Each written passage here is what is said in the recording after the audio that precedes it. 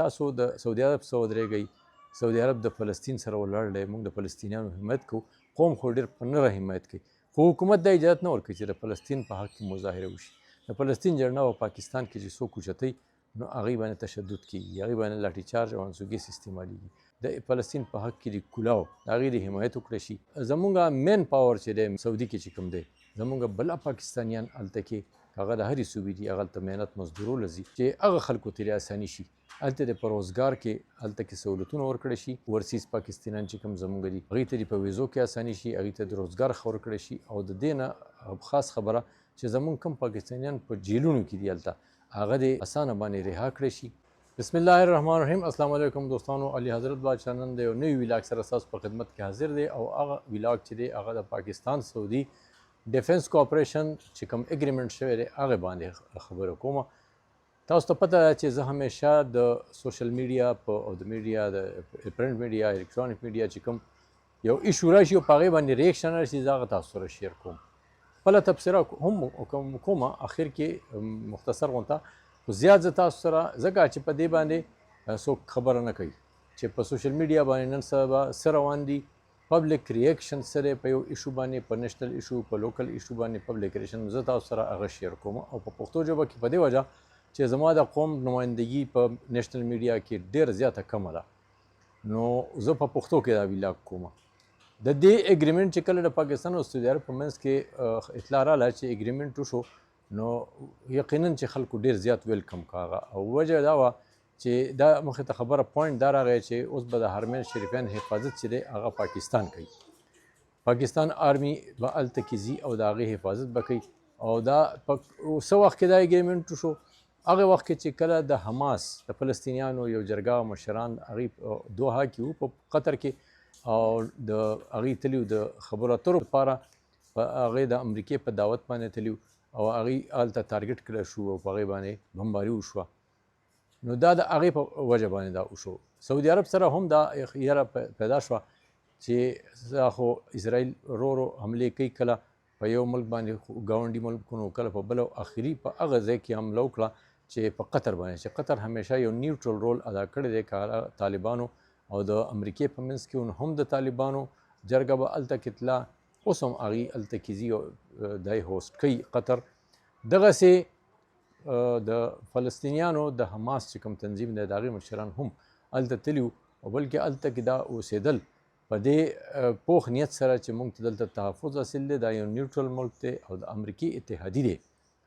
هلته کې د امریکې 10-12 هزار فوج دی، د هغوی چې کوم خپل فوج دی د قطر د هغې تقریبا یا برابر یا لږ زیات امریکني هم هغلته کې دي.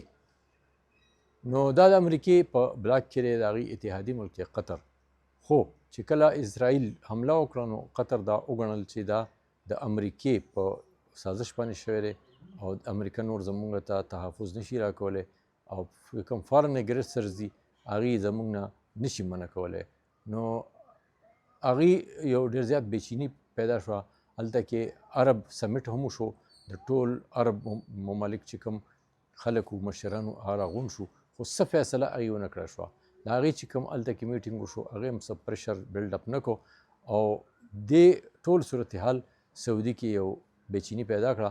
او هغې د پاکستان سره بیا معاهده وکړه. هغې وجه دا وه چې که د هند سره یې کولی، انډیا سره، نو هغه یو نان مسلم ملک دی، او حالانکې هلته هم د هغې ښه تعلق دی.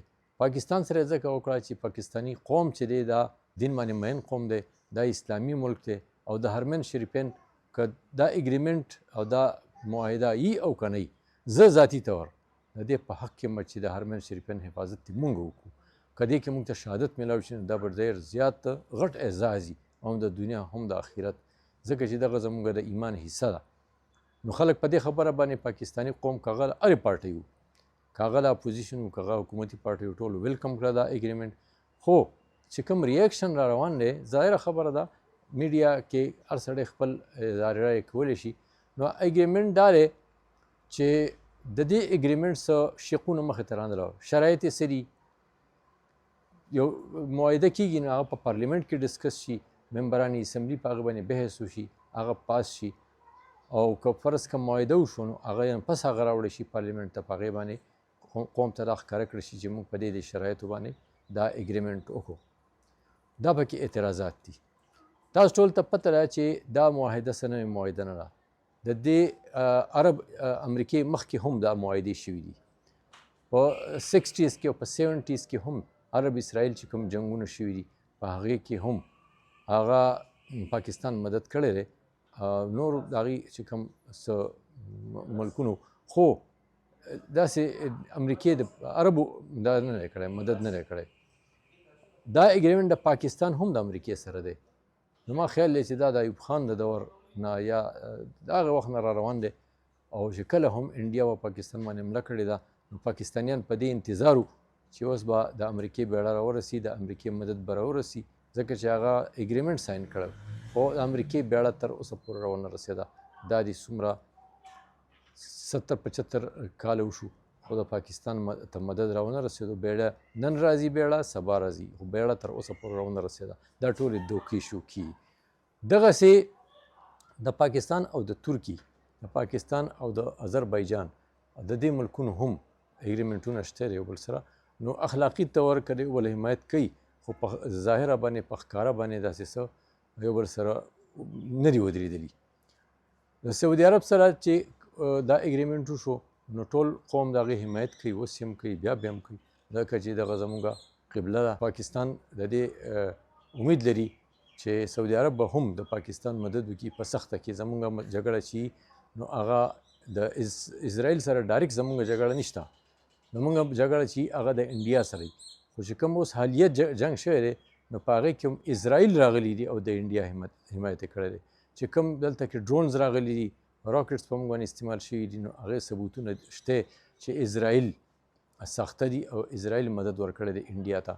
نو اسرائیل هسې هم زموږ دوستان نشي کېدی. موږ ټول دنیا کې ګرځېدی شو په خپل شین پاسپورټ باندې سوای د اسرائیل نه. هغه زموږ دوستان نشي کېدی.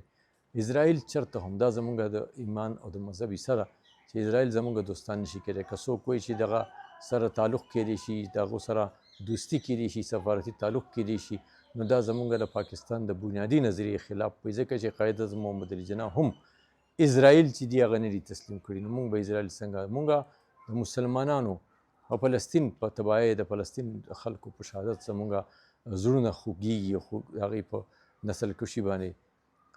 نو هغو نسل کشي کېږي، لګیا ده، جنوساید روان دی، ماشومان، زنانه، بچي او بزرګان قتلېږي. دلته کې تضاد خلک وایي چې تضاد دی د پاکستان حکومت قول فعل کې، او هغه دا دی چې که تاسو د سعودي عرب سره ودرېږئ، سعودي عرب د فلسطین سره ولاړ دی، موږ د فلسطینیانو حمایت کوو، قوم خو ډېر په نره حمایت کوي، خو حکومت دا اجازت نه ورکوي چې د فلسطین په حق کې مظاهره وشي. د فلسطین جنډه په پاکستان کې چې څوک اوچتوي نو هغې باندې تشدد کېږي، هغې باندې لاټي چارج او انسوګیس استعمالېږي. نو یو خو تضاد دا دی، دا تضاد دې ختم کړی شي، د فلسطین په حق کې د کلاو د هغې د حمایت وکړی شي، چې ځکه چې هلته هم دغه مسلمانان دي، که د سعودي هغه مسلمانان دي نو فلسطین هغه مسلمانان دي، زموږ لپاره ټول یو شانتي دي. بل ګزارش دا دی چې د دې اګریمنټ به ډایرکټ فایده چاته وي، که د دې فایده پاکستان ته وي خو ډېره زیاته ښه ده. خلک وایي چې په پاکستان باندې کمې قرضې دي نو کیدای شي چې سعودي عرب دا ختمه کړي، ډېره ښه خبره ده. IMF چې دی هغه موږ بلیک میل کوي، موږ په خپل آزاد پالیسۍ نشو جوړولی. دلته کې که نوي ټیکسونه راځي نو هغه هم د IMF په وینا باندې راځي، او چې نه یې کوې نه منې نو IMF خپله قرضې غواړي. نو خلک زموږ د پاکستاني قوم دا ډیمانډ دی چې سعودي عرب دې زموږ دا مدد وکړي چې هلته کې دا قرضې چې دي زموږ هغه ختمې کړی شي، چې پاکستان آزاد شي په خپلو فیصلو کې. بیا به کیدای شي چې دلته ټیکسونه هم کم شي، خلکو ژوند هم ښه شي، اساني راشي. دې نه علاوه زموږ مین پاور چې دی، مین زموږ په سعودي کې چې کوم دی، زموږ بله پاکستانیان هلته کې هغه د هرې صوبې دي، هغه هلته محنت مزدورو ځي. نو غټ دغه دا دی ډیمانډ چې هغه خلکو ته اساني شي، هلته د په روزګار کې هلته کې سهولتونه ورکړی شي. ورسیز پاکستانیان چې کوم زموږ دي هغې ته دې په ویزو کې اساني شي، هغې ته د روزګار ښه ورکړی شي. او د دې نه خاص خبره چې زموږ کوم پاکستانیان په جیلونو کې دي هلته، هغه دې په اسانه باندې رها کړی شي، هغې سره دې اساني وکړی شي. او چې کوم په وړو جرایمو کې دي هغه خو دې فوري رها کړی شي، او چې کوم غټ جرایم دي نو هغې ته دې هم سهولت ورکړی شي. نو که دا ټولې مسلې د پاکستان حل کېږي، مالی مسلې حل کېږي، سپورټ ځکه چې پاکستان چې دی وخت کې مالي مشکلاتو شکار دی، او بعضې اوقات چې موږ د IMF نه قرضه وانهلو نو زموږ ته د تنخواګانو مسله هم وي. پاکستان کې بیا د سرکاري ملازمینو تنخواګانې هم دي. نو که دا ټولې مسلې زموږ حل کېږي نو دغه اګریمنټ په پوځي سطح باندې بیا خو ډېر زیات ښه دی، او که نه حل کېږي نو دې ته د بیا سرکاري معاهدې ویل ضرورت نشته. دې ته خو عوام هم تلل دي، عوام هم دې تلو ته تیار دي چې کله هم په حرمین شریفین باندې حمله وشي. زموږ پرې مسلمانانو دا قوم خو ډېر بیدار قوم دی د پاکستان چې فلسطین ته تلو ته هم تیار دي چې د دې ځای خلک ځي او افغانستان ته د امریکې خلاف او هلته جهاد له شهیدان کېږي نو فلسطین ته به نه ځي، بلکل ځي فلسطین ته او سعودي عرب ته تلو ته تیار دي. نو دې کې بیا د معاهدو ضرورت نشته، اجازت دې ورکړي چې د خلکو ته.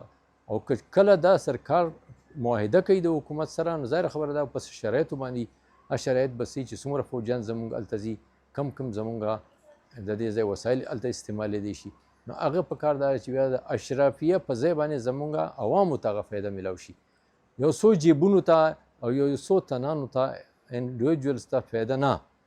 زه دا وایم چې فایده په کار ده نو پاکستاني قوم ته په کار ده، مزدور طبقې ته په کار ده. زمونږ بلا خلک چې دي هلته په سعودي عرب کې مزدوري کوي، محنت کوي، او د هغو سره چې کوم ناانصافۍ کېږي په کار ده چې هغه ناانصافۍ بند شي. د هغې چې کوم د کمپنیانو مشراني یا انفرادي طور د هغو سره چېرته زیاتی ظلم کېږي نو په کار ده چې د هغې مدد وکړی شي. بس زما دا یو څو ماتې ګوډې خبرې وې او هغه تاسو واورېدې.